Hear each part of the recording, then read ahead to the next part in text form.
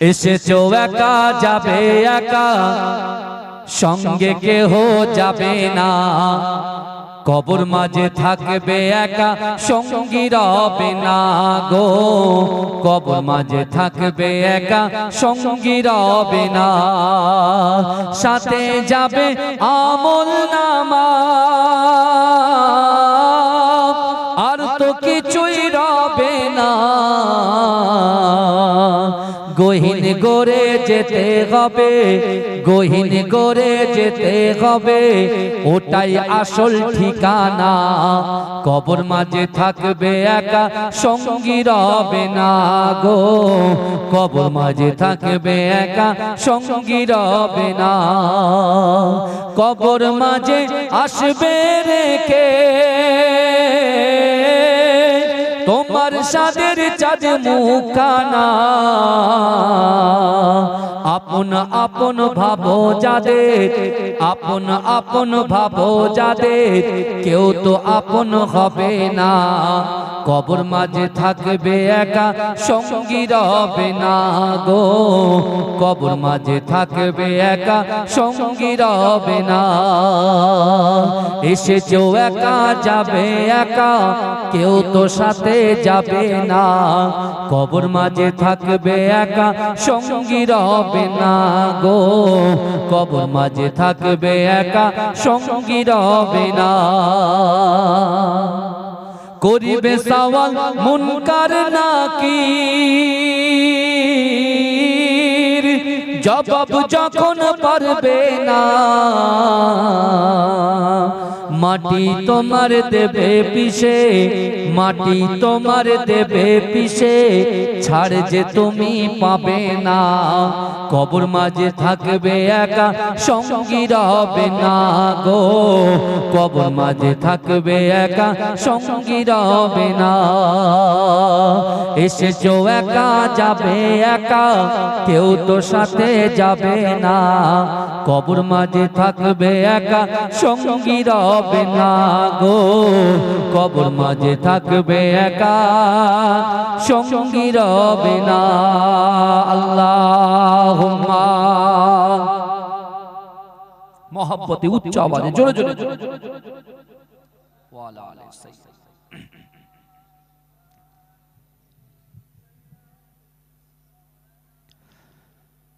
সকলে বলুন সাল্লাল্লাহু আলাইহি ওয়াসাল্লাম। উপস্থিত আমার সম্মুখে বসে থাকা দিনদার ইমানদার আল্লাহওয়ালা নেককার আমার মুরব্বি বাপেরা, পদ্মার অঞ্চলে ধার্মিকা পর্দানশীনা আমার আম্মা জান ও বোনেরা, আমার প্রাণ প্রিয় যুবক ভাইরা, বেশি ভূমিকা আমি করতে চাই না। ডাইরেক্ট আমার মাহমুদুর রহমান ভাই যে কথা বলছিলেন, যে পিতামাতার কষ্ট সম্পর্কে যিনি যে বলছিলেন, আল্লাহর প্রতি, আল্লাহ তাদের প্রতি লানাত, যে বিষয়টা বলছিলেন, আল্লাহ কোরআনে স্পষ্ট করে দিয়েছেন। কি স্পষ্ট করেছেন? আল্লাহ বলছেন, ফালা তাকুল্লাহুমা উফফি ওয়ালা তানহারহুমা ওয়া কুল্লাহুমা কওলান কারীমা। আল্লাহ কোরআনের মধ্যে বলছেন, হে আমার বান্দা বান্দীরা, তোমাদের আচার আচরণে, তোমাদের ব্যবহারে তোমাদের পিতা মাতা যেন উফ শব্দ না করে। এখানে কোরআন স্পষ্ট বলছেন, ফালা তাকুল্লাহুমা উফফি ওয়ালা তানহারহুমা ওয়া কুল্লাহুমা কওলান কারীমা।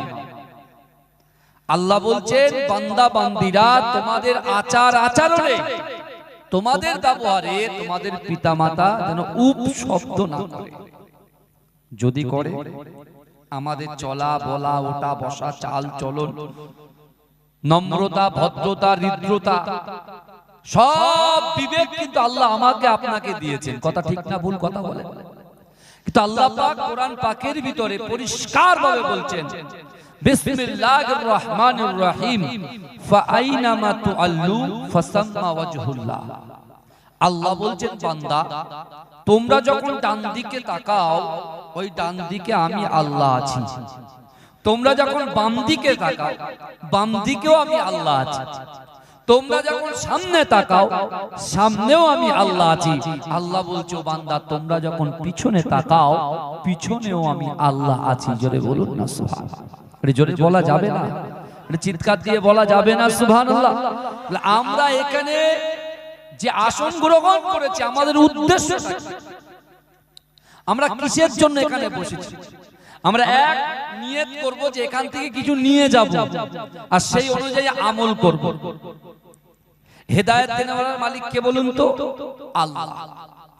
আপনি বর্তমানে দেখুন আল্লাহ পাক কোরআনে বলছেন যে হাবিব আপনি বলে দিন যারা আমি আল্লাহ আমাকে ভালোবাসতে চায়, আমাকে ইত্তেবা করতে চায়, আমাকে ভালোবাসার আগে যেন আপনাকে ভালোবাসে। আপনিটা কে বলেন তো? বিশ্বনবী মুস্তাফা। জোরে বলবেন না? এটা জোরে হবে না ভাই। এতদিন বসে আছেন কিন্তু 2 ঘন্টা বসবেন, বসার মতো বসে।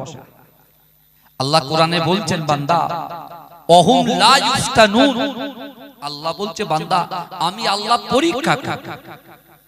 কি করব বলেন? পরীক্ষা। আপনি সাহাবাদের জীবন চরিত্রটাকে খুলেন, ওপেন করেন, আপনি দেখতে পাবেন রাসূলুল্লাহ মসজিদে নববী শরীফে বসে আছেন। রাসূলুল্লাহ সাহাবারা রাসূলুল্লাহকে ঘিরে ধরে বসে আছেন। আল্লাহর রাসূলের পিছনে নামাজ আদায় করে সাহাবারা রাসূলুল্লাহর দিকে ফিরে হা করে বসে থাকতেন। কারণ রাসূলুল্লাহ কি তাকরীর করেন, রাসূল কি কোরআনের ব্যাখ্যা করেন, রাসূল কি হাদিস শরীফ বলেন, সাহাবারা বসে থাকতেন। তা আল্লাহর রাসূল সাল্লাল্লাহু আলাইহি ওয়াসাল্লাম দূর থেকে দেখতে পাচ্ছেন একজন কালো সাহাবা যার নাম হচ্ছে হযরত জুলাইবিব রাদিয়াল্লাহু তাআলা। তার অর্থ নাই, সম্পদ নাই, ইজ্জত নাই, কিছুই নাই। দিন আনে দিন খায়, তাও দু মুঠো লোক দিলে খায়, নতুবা খায় না। বুঝতে পারছেন? নাম কি বললাম? জুলাইবিব, কালো সাহাবা। আল্লাহর রাসূল সাল্লাল্লাহু আলাইহি ওয়াসাল্লাম দীর্ঘদিন লক্ষ্য করছে সেই জুলাইবিবের দিকে। জুলাইবিবের কাছে আল্লাহর রাসূল গিয়ে বলছে বাবা জুলাইবিব কি ব্যাপার, মনটা খারাপ, কি হয়েছে তোমার, কি হয়েছে তোমার? জুলাইবিব রাসূলুল্লাহকে বলছে ইয়া রাসূলুল্লাহ আমার কিছুই হয়নি, কিন্তু ইয়া রাসূলুল্লাহ আমি জুলাইবিব আমার জীবনের থেকে আপনাকে বেশি ভালোবাসি। জোরে বলুন না সুবহানাল্লাহ। জোরে বলবেন না সুবহানাল্লাহ। জুলাইবিব বলছে আমি আমার জীবনের থেকে আপনাকে বেশি ভালোবাসি। হে যুবকেরা বিশ্বাস করো, আমার আল্লাহ পাক রব্বুল আলামিন মানুষের অর্থের দিকে তাকায় না, মানুষের সম্পদের দিকে তাকায় না, মানুষের কালারের দিকে তাকায় না, কে ফর্সা কে কালো কার খাবার আল্লাহ ওই সব দিকে তাকান না। আল্লাহ কিন্তু মানুষের অন্তরের দিকে তাকান, অন্তরের দিকে তাকান। আর আল্লাহ হচ্ছেন অন্তর্যামী। আজকে চ্যাংদানা গ্রামের মানুষেরা যারা এসেছেন, আল্লাহ যথেষ্ট অর্থ সম্পদ সবকিছু আল্লাহ আপনাকে আমাকে কিছু না কিছু দিয়েছে। দেনেওয়ালার মালিক কে? আল্লাহ। আমরা যখন মানুষ মৃত্যুবরণ করে আমরা তখন তার সন্তানদেরকে বা তার মাকে, মায়ের কোলে যখন সন্তান ইন্তেকাল করে মাকে আমরা সান্ত্বনা দিই যে যার জিনিস তিনি নিয়ে নিয়েছেন। ভালো করে বুঝবেন, যার জিনিস তিনি নিয়েছেন। যদি বাপের কোলে সন্তান যায় বাপকে আমরা বলি কি? সান্ত্বনা দিই যে যার জিনিস আল্লাহর জিনিস আল্লাহ নিয়ে নিয়েছে। ভালো করে বুঝবেন কথা।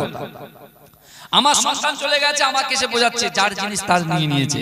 তাহলে মৃত্যুর পরে আপনার মনে হচ্ছে যার জিনিস তিনি নিয়েছেন। তা আল্লাহ আমাদের চোখ দিয়েছেন, হাত দিয়েছেন, পা দিয়েছেন, জবান দিয়েছেন, ইজ্জত দিয়েছেন, সম্মান দিয়েছেন, এই যুবকেরা যৌবন শক্তি দিয়েছেন।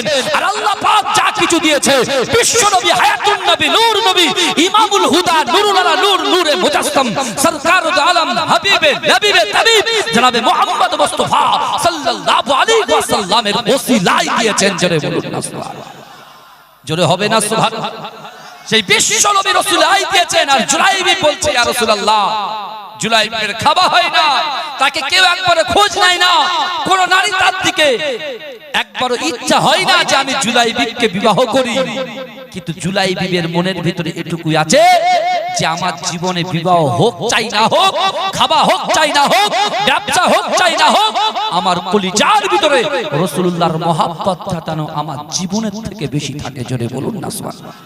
আমার আপনার নবী দয়ার নবী জনাবে মুহাম্মদুর রাসূলুল্লাহ সাল্লাল্লাহু আলাইহি ওয়াসাল্লাম সাহাবাদেরকে বলেছিলেন, ও আমার সাহাবারা, আমি রাসূলুল্লাহ তোমাদেরকে জানিয়ে দিলাম, লা ইউমিনু আহাদুকুম হাত্তা আকুনা আহাব্বা ইলাইহি মিন ওয়ালিদিহি ওয়া ওয়ালাদিহি ওয়ান নাসি আজমাইন। হে যুবকেরা, হে নবী পাকের উম্মতিরা, বিশ্ব নবী রাসূলুল্লাহ সাল্লাল্লাহু আলাইহি ওয়াসাল্লাম সাহাবাদেরকে বলেছিলেন, ও আমার সাহাবারা শোনো শোনো, আমি রাসূলুল্লাহ তোমাদেরকে জানিয়ে দিলাম, লা ইউমিনু আহাদুকুম হাত্তা আকুনা আহাব্বা ইলাইহি মিন ওয়ালিদিহি ওয়া ওয়ালাদিহি ওয়ান নাসি আজমাইন। ও আমার সাহাবারা, তোমরা ততক্ষণ পর্যন্ত পূর্ণ ঈমানদার হতে পারবে না যতক্ষণ তোমাদের পিতা মাতা, তোমাদের সন্তান সন্ততি, তোমাদের আত্মীয় পরিজন, পাড়াবাসী, গ্রামবাসী, ব্যবসা বাণিজ্য সকলের থেকে বেশি আমি রাসূলুল্লাহকে মহব্বত করতে হবে, তাহলে তোমরা হবে ঈমানদার। রাসূলুল্লাহ বলছেন, তোমাদের বাপ মা, সন্তান সন্ততি, নারী পুরুষ, স্ত্রী পুত্র কন্যা সকলের থেকে রাসূলুল্লাহকে কি করতে হবে? বেশি মহব্বত করতে হবে। জোরে বলে আল্লাহর রাসূল সাল্লাল্লাহু আলাইহি ওয়াসাল্লাম জুলাইবিবকে বলছে, বাবা জুলাইবিব, তোমার মনটা খারাপ, তোমার বয়স হয়েছে, তোমাকে আমি রাসূলুল্লাহ বিবাহ দেব। জুলাইবিব বলছে, ইয়া রাসূলুল্লাহ, আপনি তো আমাকে বিবাহ দেবেন, কিন্তু আমার কাছে তো কোনো সম্পদ নাই। এখন বর্তমান সন্তানদেরকে বিবাহ দিতে গেলে মেয়ের বাপ কি দেখে বলেন তো? টাকা তো দেখে, আর কি দেখে? বংশ দেখে, বংশ, মামার বংশ দেখে, তাই না? দাদুর বংশ দেখে। বুঝতে পারছেন না? এখন তো সব ছেলে মেয়ে নিজেদের মধ্যে যোগাযোগ করে বাড়ি এসে বলে দেয় যে আমি এই খাবো ওই খাবো, মা বাপ ভয়তে দিয়ে দেয়, যা হয়ে গেল। বুঝতে পারছেন? হয় কি হয় না, কথা বলে না। হ্যাঁ, বর্তমান যা সিচুয়েশন চলছে, কলেজে যাচ্ছে, ক্যান্টিনে বসছে, আলোচনা হচ্ছে, ব্যাস সব সেটিং করে বাড়ি এসে বলছে যদি না দেন বেরিয়ে চলে যাবো। মা বাপ বলছে সম্মান চলে যাবে, কি হবে তা হোক। কিন্তু ভাই যা, আমার সেই যুবক, সেই বোনকে বলছি, আপনার মা, আপনার আব্বু কত কষ্ট করে, কত মেহনত করে, তিল তিল করে তোমাকে মানুষ করেছে, তুমি তাদের প্রাধান্য দেবে না? তুমি তাদেরকে গুরুত্ব দেবে না? শীতের রজনী আসছে, কিছুদিন পর শীত পড়বে, সেই শীতের সময় মা না ঘুমিয়ে সারা রাত বাচ্চার পাশে বসে আছে। স্বামী বলছে, কি ব্যাপার তুমি জেগে বসে আছো, এসে শুয়ে পড়ো। বলছে, না, আমার কচির তো অ্যাজমা আছে, আমার কচির তো নিউমোনিয়া রোগ আছে, যদি গায়ের থেকে কম্বলটা সরে যায় ঠান্ডা লাগবে, শীত পড়বে, ও তো আবার শরীর খারাপ করবে, ওর থেকে বরঞ্চ আমি সেই ভোর পর্যন্ত বসে থাকবো আমার মনার জন্য। কিন্তু বিশ্বাস করো, আজকে তুমি ডক্টর হয়েছো, আজকে তুমি ইঞ্জিনিয়ার হয়েছো, আজকে তুমি মাস্টার হয়েছো, আজকে তুমি সফল ব্যবসাদার হয়েছো, আজকে আল্লাহ তোমাকে অর্থ দিয়েছে, সম্পদ দিয়েছে, ইজ্জত দিয়েছে, শক্তি দিয়েছে, আল্লাহ তোমার বোঝার ক্ষমতা দিয়েছে, আজকে তুমি কি করলে? তোমার মা বাপের হককে নষ্ট করে দিয়ে তুমি নিজের জন্য নিজের মা বাপকে কষ্ট দিলে।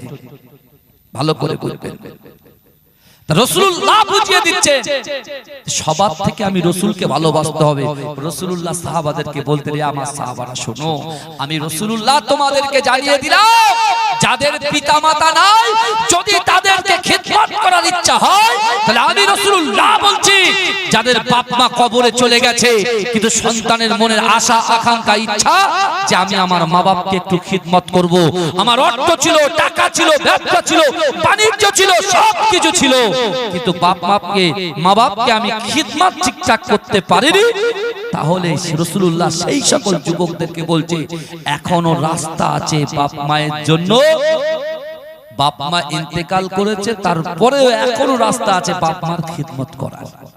ভালো করে বুঝবেন, মরা মা বাপের খিদমত করার এখনো একটা রাস্তা আছে। আপনারা করতে চান? কথা বলে না, করতে চান কি চান না বলে? ভালো করে শুনে, বাপ বলে মানুষ মরে, মানুষ বলে মানুষ মরে গেল তো সব হয়ে গেল, সব শেষ, অনেকে বলে। আবার কবর জিয়ারতটাকে বলছে বেদাত। ভালো করে বলে, আমার রাসূল জিন্দা নবী, এটা অনেকে বিশ্বাস করে না। জোরে বলুন নাউজুবিল্লাহ। আমার রাসূল হচ্ছেন জিন্দা নবী। আমার রাসূল কি? জিন্দা নবী। আর আমার রাসূলুল্লাহকে যে মুহাব্বত করবে, যে ভালোবাসবে, বিশ্বাস করুন আল্লাহ রসুল এখান থেকে ৪৫০০ কিলোমিটার দূরে আমার রসুল সবুজ গম্বুজের নিচে সিজদারত অবস্থায় রব্বি হাবলি ইয়া উম্মতি, আমার উম্মতের কি হবে, আমার উম্মতের কি হবে বলে কন্দনরত অবস্থায় আছে। আজকে চ্যাংদানা গ্রামে, দিগঙ্গার এই গ্রামে বিশ্বাস করে রাসূলুল্লাহর অন্তরের মহাব্বতের কলিজার ভালোবাসার মানুষ যদি থাকে, আল্লাহ রসুল যদি ইচ্ছা করেন যে কোনো মুহূর্তে যে কোনো সময় এই জালসাতে হাজির হয়ে যেতে পারে। এই বিশ্বাস অন্তরে রাখতে হবে, এই বিশ্বাস অন্তরে রাখতে হবে। আল্লাহর রাসূল সাল্লাল্লাহু আলাইহি ওয়াসাল্লাম, আগে এটা শেষ করি, আল্লাহর রাসূল বলছেন তোমার মরা মা-বাপকে তোমরা খিদমত করার রাস্তা কিন্তু আছে। আল্লাহর রাসূলের সাহাবা জিজ্ঞাসা করছে ইয়া রাসূলুল্লাহ তাআলা কি? আমার আপনার নবী, দয়ার নবী জনাবে মুহাম্মদুর রাসূলুল্লাহ সাল্লাল্লাহু আলাইহি ওয়াসাল্লাম ওই সময় সাহাবাদেরকে বলেছিলেন, ও আমার সাহাবারা, আমি রাসূলুল্লাহ তোমাদেরকে জানিয়ে দিলাম, না না না, নামাজের মাসাল্লাটা বিছিয়ে নামাজ আদায় করে দুহাত উত্তোলন করে আল্লাহ পাক রব্বুল আলামিনের কাছে দোয়া চাও, ও রব্বির হামহুমা কামা রব্বায়ানি সগীরা, রব্বির হামহুমা কামা রব্বায়ানি সগীরা। হে যুবকেরা, বিশ্বনবী রাসূলুল্লাহ সাল্লাল্লাহু আলাইহি ওয়াসাল্লাম বলেছে, ও যুবক সাহাবারা শোনো শোনো, না না না না না, তোমরা যখন এই দোয়াটা আল্লাহর কাছে চাইবে, তোমার মৃত পিতা মাতার খিদমত করার সওয়াবখানা আমার আল্লাহ লিখে দেবে। জোরে বলুন না সুবহানাল্লাহ। রব্বির হামহুমা কামা রব্বায়ানি সগীরা। এই যার বাপ মা ইন্তেকাল হয়ে গেছে, মায়ের সঙ্গে কথা ছিল না, বাপের সঙ্গে কথা ছিল না, মুখ দেখাদেখি ছিল না, তুমি বাইরে কাজে গেছো, এসে দেখছো মা ইন্তেকাল হয়ে গেছে, বাইরে কাজে গেছো, মা ইন্তেকাল, বাপ ইন্তেকাল হয়ে গেছে। আমি সেই সকল যুবকদেরকে বলছি সাবধান হও। তুমি যতই ইবাদত বندگی করো, যতই পরেজগার হও না কেন, মায়ের দিলে বাপের দিলে কষ্ট দিলে আল্লাহ তোমার ওই ইবাদতকে ছুঁড়ে মারবে মুখে। এই শুনছেন আপনারা? ছুঁড়ে মারবে। এখনো সাবধান হন। রাসূলুল্লাহ সেই রাস্তা দেখিয়ে দিয়ে গেছেন, মা বাপকে খিদমত করা যায়।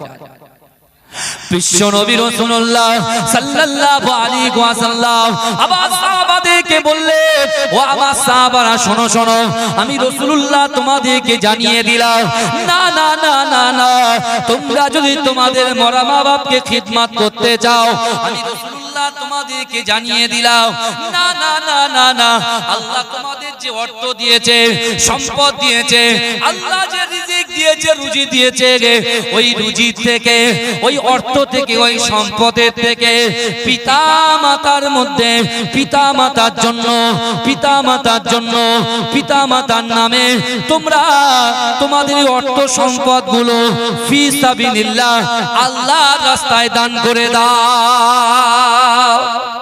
আল্লাহ রাসূল বলছে, তোমাদের অর্থ সম্পদ গুলো যদি পিতা মাতার জন্য দান করো, তাহলে ওটাও তোমার পিতা মাতার বেঁচে থাকাকালীন আল্লাহ যে সওয়াব আতা করত, ইন্তেকালের পরে তুমি তোমার বাপ মায়ের জন্য গচ্ছিত সম্পদ, অর্থ সম্পদ গুলো যদি সাদকায়ে জারিয়া হিসেবে দান করো, তাহলে তোমার মরা পিতা মাতা জীবিত অবস্থায় তাদের পা টিপে দিলে, তাদের খিদমত করলে যে সওয়াব আল্লাহ দিত তোমাদের আমলনামায়, সেই সওয়াব আল্লাহ তোমাদের আমলনামায় লিপিবদ্ধ করে দেবে। জোরে বলবেন, জোরে বলবেন না?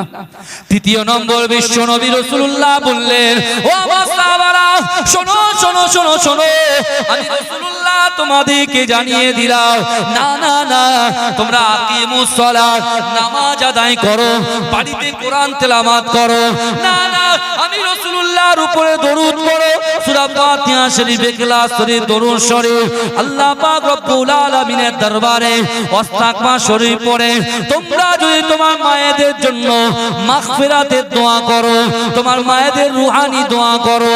আমি রাসূলুল্লাহ জানিয়ে দিলাম, সন্তান যখন বাপের জন্য দোয়া চায়, মেয়ে যখন বাপের জন্য দোয়া চায়, স্বামী যখন স্ত্রীর জন্য দোয়া চায়, স্ত্রী যেমন স্বামীর জন্য দোয়া চায়, ওই দোয়া চাওয়ার সাথে সাথে আমার আল্লাহ পাক তাদের দোয়াটাকে কবুল করে তাদের রূহের সবকে পৌঁছে দেয়। হে যুবকেরা, হে নবী পাকের উম্মত উম্মতিরা, সেই বিশ্ব নবী রাসূলুল্লাহ সাহাবাদের সঙ্গে আলোচনা করছেন। আল্লাহ রাসূল জুলাইবিবের দিকে তাকালেন, জুলাইবিবকে বললেন, বাবা জুলাইবিব, না না না না না, আমি রাসূলুল্লাহ তোমাকে বলছি বাবা, তোমার বিবাহ করতে হবে। জুলাইবিব বলছি, আর রাসূলুল্লাহ আমার তো কোনো অর্থ নাই, আমার তো কোনো সম্পদ নাই, আমার কোনো ইজ্জত নাই, আমার দেখতে খারাপ, আমি বেটে। এরকম একজন মানুষকে পৃথিবীর জমিনে কেউ তাদের মেয়ে দেবে না, কেউ তাদের সন্তান কন্যাকে দেবে না। আল্লাহ রাসূল কিছু বললেন না। দ্বিতীয় দিনে আল্লাহ রাসূলের মুয়াজ্জিন হযরত বেলাল রাদিয়াল্লাহু তাআলা আনহু তিনি আযান দেয়, আস-সালাতু খায়রুম মিনান নাওম, ঘুম থেকে নামাজ উত্তম। হে যুবকেরা, আল্লাহ রাসূলের মুহাব্বতে সাহাবা, আল্লাহ রাসূলের বেটে সাহাবা, আল্লাহ রাসূলের কালো একজন সাহাবা হযরত জুলাইবিব রাদিয়াল্লাহু তাআলা আনহু আল্লাহ রাসূলের পিছনে নামাজ আদায় করলেন।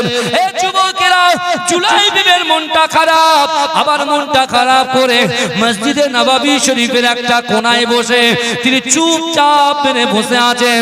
আল্লাহ রাসূল সাহাবাদের সঙ্গে কথা বলতে বলতে জুলাইবিবের দিকে যখন নজরটা চলে যায়, আল্লাহ রাসূল নিজে আবার গিয়ে বলছে, বাবা জুলাইবিব, তোমাকে বিবাহ করতে হবে। তৃতীয় দিন রাসূলুল্লাহ বললেন, বাবা জুলাইবিব, তোমাকে বিবাহ করতে হবে। জুলাইবিব বলছে, ইয়া রাসূলুল্লাহ, ইয়া হাবিবাল্লাহ, হুজুর, এই মদিনার জমিনে আমি জুলাইবিবকে কোনো মেয়ে কোনো বাপ দেবে না, কেউ দেবে না ইয়া রাসূলুল্লাহ, কেউ দেবে না। বলছে কেন? ইয়া রাসূলুল্লাহ, সব তো আপনি জানেন, আমার জুতো নাই, আমার ফাটা ছেঁড়া জামা, কে দেবে? কে দেবে? ভালো করে বুঝবেন, আপনি আপনার সন্তানকে বড় করেছেন, আপনি আপনার সন্তানকে, আপনার কন্যাকে একটা সুপাত্রের হাতে তুলে দেবেন, এটা আপনার চিন্তা ভাবনা। বিশ্বনবী রাসূলুল্লাহ যখন জুলাইবিবকে বারবার বলছে, আল্লাহর রাসূলের প্রতি মহব্বত কিন্তু তার জীবনের থেকে বেশি আছে, কিন্তু রাসূল যে বলছে তিনি কিছু বলতে পারছেন। আল্লাহ রাসূল বলছেন, জুলাইবিব রাসূলুল্লাহকে বলছে, ইয়া রাসূলুল্লাহ, আমি তো বিবাহ করব, তা মেয়েটা দে দে। আল্লাহ রাসূল বলছে, যাও জুলাইবিব, তোমার বিয়ে আমি রাসূলুল্লাহ দেব। এই রাসূল জবান দিয়ে যে কথা বলে, আসমানের উপরে ওই কথাটা আল্লাহ কবুল করে নেয়। জোরে বলবেন না? এটা জোরে বলা যাবে না? সুবহানাল্লাহ। তাকবীর দেন না, নারে তাকবীর। আর মোহাব্বতের সঙ্গে তাকবীর দেন না, নারে তাকবীর। মাসলাকে মুজাদ্দিদে জামান, মুজাদ্দিদে জামানের হক সিলসিলা, নারে তাকবীর, নারে তাকবীর। মাজরাই পিডাঙ্গা দরবার শরীফ, নারে তাকবীর। চন্দনা গ্রামবাসী বৃন্দ, চেংদানা যুবক বৃন্দ, নারে তাকবীর। ওলামায়ে হযরতগণ বলুন জিন্দাবাদ, ওলামায়ে হযরতগণ, নারে তাকবীর। আল্লাহ রাসূল বলতে, তুমি ঘাবড়াচ্ছ কেন, টেনশন নিচ্ছ কেন, আমি তো আছি। এ দেখে, এখান থেকে একটা কথা একটু সাইড করে আমি বলি, কবর হচ্ছে সাপ বিচ্ছুর ঘর, কবর হচ্ছে পোকামাকড়ের ঘর। অসহায় জুলাইবিবের পাশে দাঁড়িয়েছেন কে? বিশ্বনবী মুস্তাফা, আমাদের নবী রাসূল পাক দাঁড়িয়েছেন। অসহায় জুলাইবিব, দিন আনে দিন খায়, নুন আনতে পান্তা ফুরায়। ভালো করে বলবেন। আবার এই অন্ধকার কবরে, সাপ বিচ্ছুর কবরে, পোকামাকড়ের কবরে রাসূলুল্লাহ সাহাবাদেরকে বুঝিয়ে দিচ্ছেন, আমার সাহাবারা শোনো, তোমরা যখন মৃত্যুবরণ করবে, আমার উম্মত উম্মতিরা যখন মৃত্যুবরণ করবে, ওই লাশের পিছন পিছন খাটিয়া যে নিয়ে যায়, ওই খাটিয়ার পিছন পিছন কবর পর্যন্ত তিনটে জিনিস যাবে। কটা? তিনটে। এটা মনে রাখবেন, আমি কিন্তু এদিক ওদিক করব না। দুটো লাইন, এটা জুলাইবির কথা।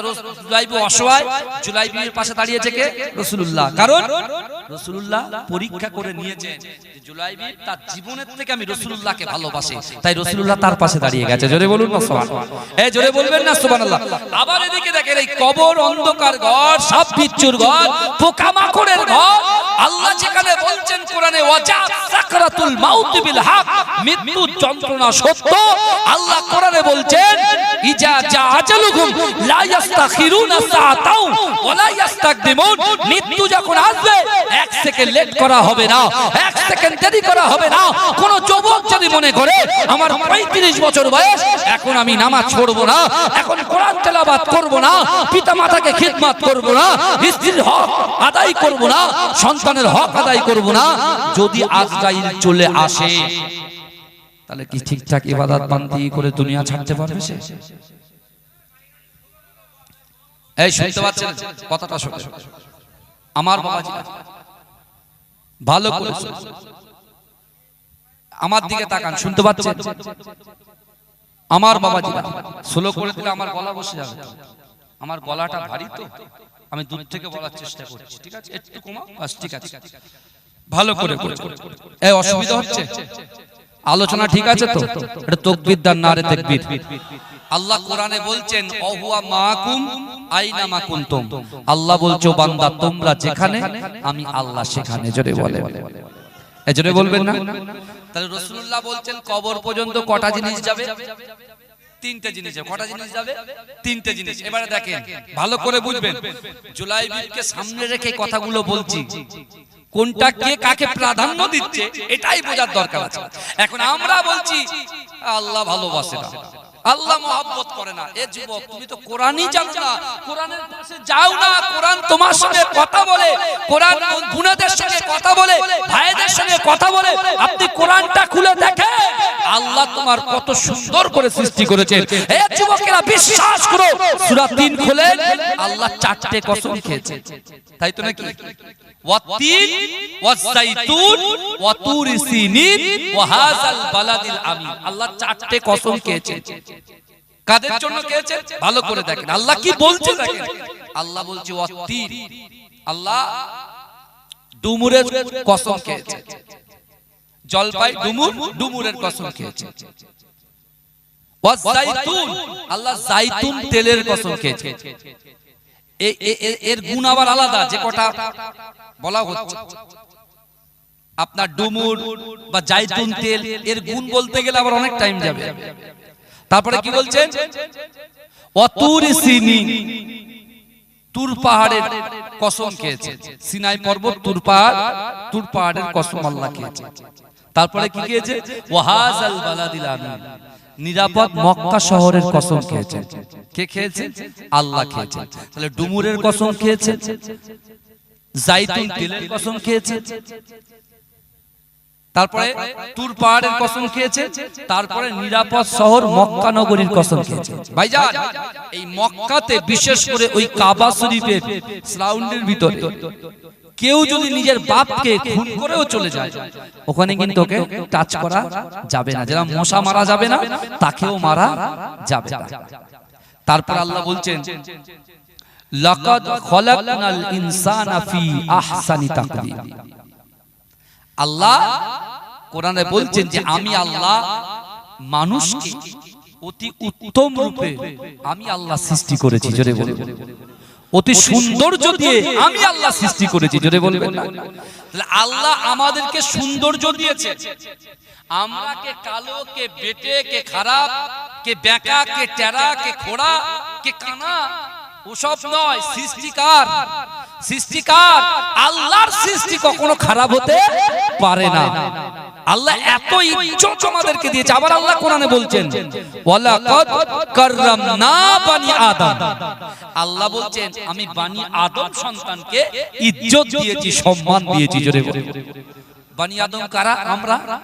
তাহলে একদিকে সূরা 3-এও আল্লাহ বলছেন আমি সুন্দর রূপ দিয়ে সৃষ্টি করেছি, আর একদিকে আল্লাহ আমাদের ইজ্জতটাকে বাড়িয়ে দিয়েছেন। জোরে বলুন, এই ইজ্জত দেওয়ার পরে আল্লাহর রাসূল তার সাহাবাদের বলা মানে উম্মত উম্মতিকে বলা যে মৃত্যুর পরে খাটিয়া করে কবর পর্যন্ত লাশটা যখন যায় তিনটে জিনিস যায়। কি কি যায়? আমার ভাইজানেরা, হে নবী পাকের উম্মত উম্মতিরা, হে নবী দিওয়ানারা, বিশ্ব নবী রাসূলুল্লাহ সাল্লাল্লাহু আলাইহি ওয়াসাল্লাম ওই সময় সাহাবাদেরকে বলতে লেগেছে, ও আমার সাহাবারা, মানুষ যখন মৃত্যুবরণ করে তার খাটিয়ার পিছন পিছন তার সন্তানগুলো যায়, তার ভাইগুলো যায়, তার পরিবারগুলো কাঁদতে কাঁদতে কাঁদতে কাঁদতে কবর পর্যন্ত যায়। ও আমার সাহাবারা শোনো শোনো, মানুষ যখন ইন্তেকাল করে তার পিছন পিছন দ্বিতীয় নম্বর যে জিনিসটা যায় সেটা গচ্ছিত সম্পদ রেখেছে, অর্থ রেখেছে, সম্পদ রেখেছে, ব্যবসা বাণিজ্য করে যা ইনকাম করেছে, যা ব্যবসা বাণিজ্য করে যত জমিন খরিদ করেছে, তার অর্থ সম্পদ গুলো তার খাটিয়ার পিছন পিছন পিছন পিছন ওই কবর পর্যন্ত যায়। কিন্তু না না না, ওই কবরে যখন নামানো হয়, মিনহা খালাকনাকুম ওয়া ফিহা নুঈদুকুম ওয়া মিনহা নুখরিজুকুম তারাতান উখরা বলে তিন মুঠো মাটি যখন তার বুকে চাপা দেওয়া হয়ে যায়, ওই সময় তার সন্তান, তার ভাই, তার আত্মীয় পরিজন সকলে কবর ছেড়ে বেরিয়ে যায়। ও মা সাহাবারা শোনো শোনো, ওই কবর ছেড়ে 40 কদম দূরে যখন তার সন্তানটা, তার ভাই, তার বন্ধু, তার বাড়ির গোত্রের লোকেরা যখন ওই কবর ছেড়ে 40 কদম দূরে চলে যায়, ওই কবরওয়ালা তাদের পায়ের আওয়াজ শুনে বুঝতে পারে যে আমার সোনা মানিকটা যাচ্ছে। ও যুবকেরা, যে সন্তানের জন্য আপনি ইনকাম করেছেন, অর্থ খরচা করেছেন, সম্পত্তি ক্রয় করেছেন, যে সন্তানের জন্য আপনি সময় দিয়েছেন 24 ঘন্টা, কিন্তু না না না না না, আপনার কবরে শুইয়ে দিয়ে অন্ধকার ঘর, সাপ বিচ্ছুর ঘর, পোকা মাকড়ের ঘরে আপনার সন্তানকে ফেলে রেখে, আপনাকে ফেলে রেখে আপনার সন্তান কবর ছেড়ে চলে আসবে। যে সম্পত্তিগুলো গচ্ছিত করেছেন, ওই সম্পত্তিগুলো আপনার কবর ছেড়ে চলে আসবে। ও যুবকেরা, বিশ্বাস করেন, আল্লাহ রাসূল সাহাবাদেরকে বলেছিলেন, ও আমার সাহাবারা, দুনিয়ার জমিনে যারা ইবাদত বندگی করবে, হুকুকুল্লাহ, আল্লাহর হক, হুকুকুল ইবাদ, বান্দার হক পুঙ্খানুপুঙ্খভাবে আদায় করবে, যারা কবরে আমল নিয়ে যাবে, ওই আমলটুকু যখন তোমার ভাই বোন কাজে লাগবে না, সন্তান কাজে আসবে না, বন্ধু বান্ধবী কাজে আসবে না, অর্থ সম্পদ কাজে আসবে না, আমি রাসূলুল্লাহ জানিয়ে দিলাম, যার আমল থাকবে ওই আমলটা তার জন্য ঢাল স্বরূপ দাঁড়িয়ে যাবে। এজন্য বলবেন না সুবহানাল্লাহ। ওই আমলটাই তার জন্য কি হবে? কাজে আসবে। যে আমলদার হবে, আমি রাসূলুল্লাহ তার সঙ্গে গিয়ে আগে সাক্ষাৎ করব। জোরে বলেন, এজন্য বলবেন না, চিৎকার দিয়ে হবে না সুবহানাল্লাহ। তাহলে আল্লাহর রাসূল বলছেন যে আমল নিয়ে, ঈমান নিয়ে কবরে যাবে, অবশ্যই আপনার সন্তান আপনার খোঁজ নিতে আসবে না, আপনার ব্যবসা, অর্থ সম্পত্তি আপনার কোথায় থাকবে তার ঠিক ঠিকানা নেই, কিন্তু মদিনাওয়ালার মুহাব্বত করনেওয়ালা ব্যক্তি কবরে থাকবে, রাসূল দেখা করতে আসবে। জোরে বলেন, এজন্য বলবেন না। কিন্তু জুলাইবিবকে আল্লাহ রাসূল বলছেন বিবাহ আমি দেব। বুঝে যাচ্ছে কথা? বিবাহ আমি দেব। আল্লাহ রাসূল বলছে জুলাইবিব যাও, মদিনায় আমার একজন আনসারী সাহাবা, ধনী ব্যক্তি, আল্লাহ তাকে প্রচুর অর্থ সম্পত্তি দিয়েছে, তার একমাত্র বেটি, একমাত্র কন্যা, যাও তুমি গিয়ে বলবে আল্লাহর রাসূল আমাকে পাঠিয়েছে, আপনার মেয়ের সঙ্গে আপনি আমাকে বিবাহ দেবেন। এই শুনছেন? আপনার মেয়ের সঙ্গে বিবাহ দেবেন। ঘটককে বিশ্বনবী রাসূলুল্লাহ। এই বুঝতে পারছেন? মিডিলে আল্লাহর রাসূল, তিনি তার জন্য, আল্লাহ রাসূল বলছে যে সম্বন্ধ বিষয়টা বলবে যে রাসূলুল্লাহ বলেছে তোমার মেয়ের সঙ্গে আমাকে বিবাহ দিতে। এই শুনছেন? জুলাইবি ভয় করছে যে একে তো আমার কিছু নাই, না আছে অর্থ, না আছে সম্পদ, না আছে দেখতে, না আছে ড্রেস, না আছে কিছু, কিছুই নেই, ভালো করে জুতো পরা জুতো কিচ্ছু নেই, কিন্তু আল্লাহর রাসূল যে বলেছে এখন তো রাসূলুল্লাহর হুকুম তো পালন করতেই হবে নাকি, কথা বলে না? তা জুলাইবি আস্তে আস্তে যাচ্ছেন, এক পা এগোই তা দু পা পিছু, বুঝতে পেরেছেন? এক পা এগোই দু পা পিছু, এক পা এগোই দু পা পিছু, এরকম করতে করতে বিশ্ব নবী মুস্তাফা সাল্লাল্লাহু আলাইহি ওয়াসাল্লাম তিনি যখন বললেন জুলাইবি যাও না, জুলাইবি চলে গেলেন, গিয়ে চুপচাপ দাঁড়িয়ে আছে, বুঝতে পেরেছেন? দরজার সামনে দাঁড়িয়ে আছেন, সাহসে কুলাচ্ছে না, সাহসে কুলাচ্ছে না কি হবে। তারপরে গিয়ে ঘরের দরজায় গিয়ে আস্তে আস্তে আস্তে আস্তে ঠুকছেন, বুঝতে পেরেছেন? নক করছেন, দরজা যেই খুলেছে জুলাইবি সব যেন ভুলে গেছে, কিন্তু বলছে না বিশ্বনবী যে পাঠিয়েছে। বলছে কি ব্যাপার জুলাইবি তুমি এখানে? এই শুনছেন আপনারা? জুলাইবি তুমি এখানে? বলছে আল্লাহর রাসূল আপনার কাছে আমাকে পাঠিয়েছে। বলে কেন? বলে আপনার বাড়িতে একটা মেয়ে আছে না? বলে হ্যাঁ। বলে আপনার মেয়ের সঙ্গে রাসূলুল্লাহ আমাকে বিবাহ দিতে বলেছে। আচ্ছা, যে ধনী ব্যক্তি যার অর্থ আছে, সম্পদ আছে, ইজ্জত আছে, সবকিছু আছে, এরকম যারা গরিব মানুষ, গরিব ছেলে যার কিছুই নাই, ছেঁড়া পেটা জামা, কালো পিঠে, এরকম লোক দিলে বাপ কি বলবে? কি বলবে? রাগ দেখাবে কি দেখাবে না? হ্যাঁ, কিন্তু আল্লাহর রাসূল যে বলেছে রাগটাকে কন্ট্রোল করে ফেলেছে। জোরে বলুন না সুবহানাল্লাহ, এই জোরে বলবেন না? কিন্তু মনে মনে চিন্তা করছে, প্রকাশ করছে না, অন্তরে চিন্তা করছেন যে আল্লাহর রাসূল এরকম একটা ছেলেকে আমার জামাই হিসেবে গ্রহণ করতে বলছে, এরকম চিন্তা করছে। এরকম বলার পরে জুলাইবিকে বলছে জুলাইবি তুমি যাও, আমি বিশ্বনবীর সঙ্গে ঠিক সাক্ষাৎ করব। তা জুলাইবি বলছে ঠিক আছে, আর কিছু বললেন না, ও জানে হবেই না। কিন্তু এই মহিলা, বিশেষ করে ওই মহিলার যে আম্মা, তার সঙ্গে কি আলোচনা করছেন, পাশে মেয়ে বসে আছে, মেয়ে তখন শুনছে যে আল্লাহর রাসূল বলেছে জুলাইবির সঙ্গে আমার মেয়েকে বিবাহ দিতে। যেই বলেছে ওই মেয়েটা তার সঙ্গে সঙ্গে তার আম্মা জানের কাছে, আব্বা জানের কাছে এসে বলছে যে আব্বা জান একটা কথা বলবো। বলে বলো। বলে আমার কলিজার ভিতরে, আমার দিলের ভিতরে রাসূলুল্লাহর মহব্বত ছাড়া আর কিছু পাবে না। আমার জীবনে আমি বিশ্ব নবীকে মহব্বত করি, অর্থাৎ রাসূল চেয়েছেন যে আমার সঙ্গে জুলাইবির বিবাহ হবে, তাহলে আমি কিন্তু রাসূলুল্লাহর এই প্রস্তাবটাকে আমি নিজে মঞ্জুর করে নেব। এজন্য বলবেন না বিয়ে শাদীর ব্যাপার, সারা জীবন একটা মেয়ে একটা ছেলে পাশাপাশি থাকবে, 30 বছর 40 বছর 50 বছর 60 বছর। ভালো করে বুঝেন, রাসূলুল্লাহর মহব্বতে ওই নারী বলছে যে আমি কিন্তু বিবাহ করতে রাজি।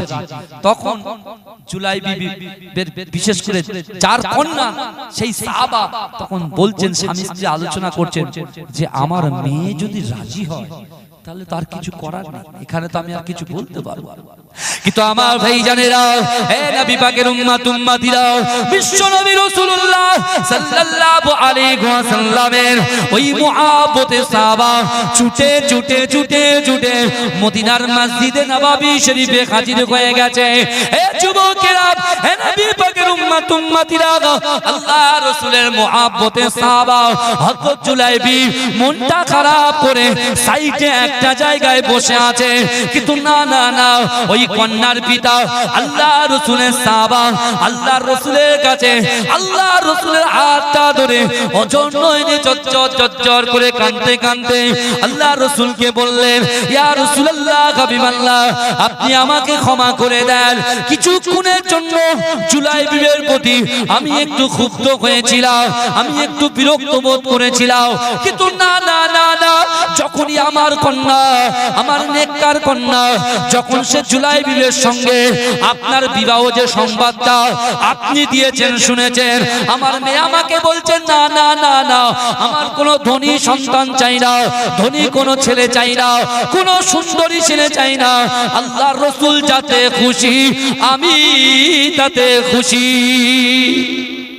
যদি বলুন না, বলি ইয়া রাসূলুল্লাহ, আপনি প্রস্তুতি শুরু করে দেন, জুলাইবির সঙ্গে আমার সুন্দরী মেয়ে, মদিনা শরীফে আমার মতো সুন্দরী মেয়ে একটাও নাই, ওই জুলাইবির সঙ্গে আমি বিয়ে দিতে প্রস্তুত। চলে বলে আল্লাহ রাসূল সাল্লাল্লাহু আলাইহি ওয়াসাল্লাম মুচকে হাসি দিয়ে বিশ্বনবী রাসূলুল্লাহ সাল্লাল্লাহু আলাইহি ওয়াসাল্লাম আস্তে আস্তে জুলাইবিবের কাছে গিয়ে বলছে, বাবা জুলাইবি, যাও যাও যাও বাবা, তুমি খুশি হয়ে যাও, তুমি রাজি হয়ে যাও।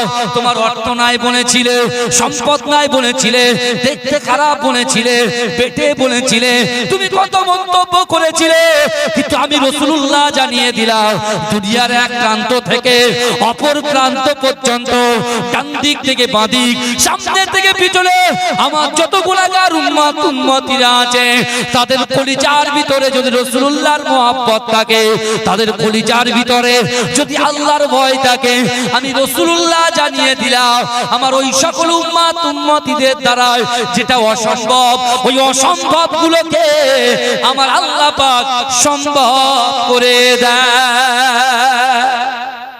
জোরে বলুন না সুবহানাল্লাহ। আরে জোরে হবে না, নার দেখবে।